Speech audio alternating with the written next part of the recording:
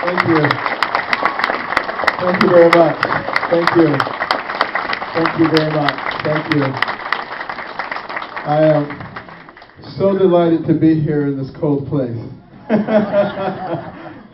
You know, we got delayed a little bit because there were headwinds, but I suspect that maybe the airplane didn't want to come to this cold place.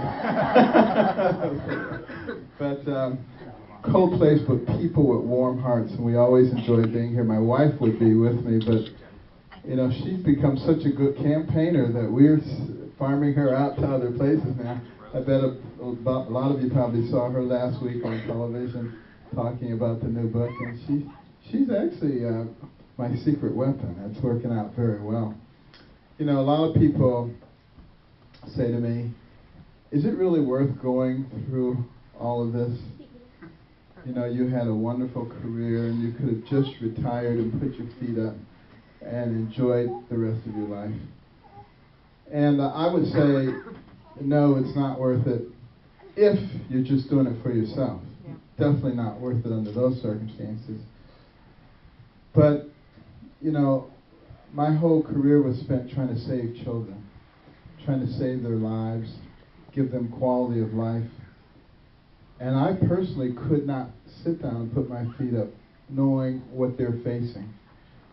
As you've probably heard many times, the current generation is the first generation not expected to do better than their parents. And that's a trend that's just going to continue. And that's the real problem.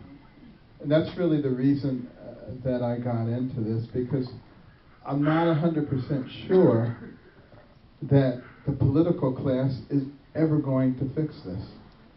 You know, there are too many connections and just a lot of people who are really more interested in their own careers and in traditional politics of personal destruction.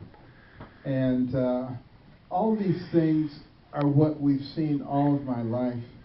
And I'm afraid that we're so close to the edge right now that if we don't do something different, we're not going to make it.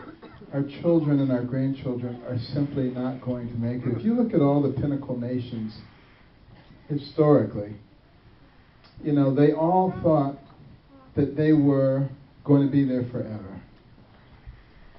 And what happened to them? Same thing, they became enamored of sports, entertainment, lifestyles of the rich and famous, lost their moral compass, became fiscally irresponsible, and they went right down the tubes. And some people say, well, that can't happen to us. Well, I think you can see it's already in the process of happening. The real question is, can we stop it? Is there something different about the United States of America? Or are we simply going to be like everybody else? I personally think there is something different. You know, we are the child of every other nation, composed of people from everywhere. And you look at the fact that on our money,